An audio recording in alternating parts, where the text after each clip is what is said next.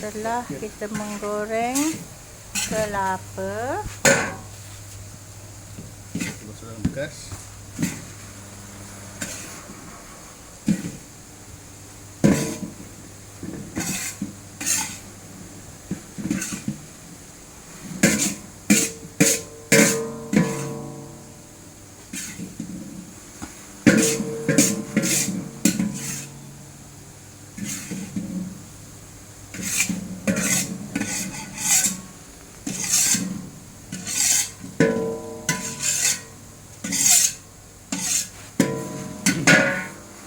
Okey, kita mulakan dengan bismillah.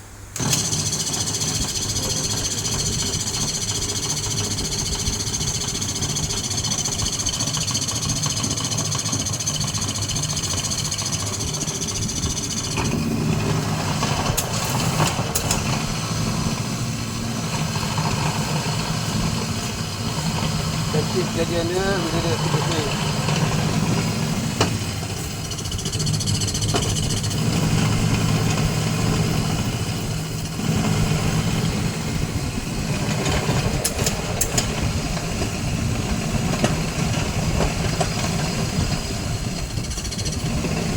nampak kaki abang lah.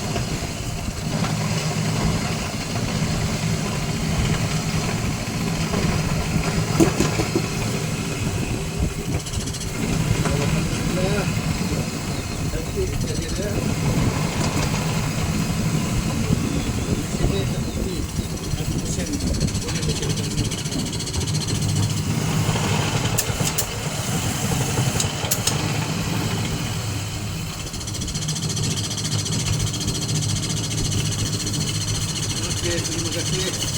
Jumpa lagi.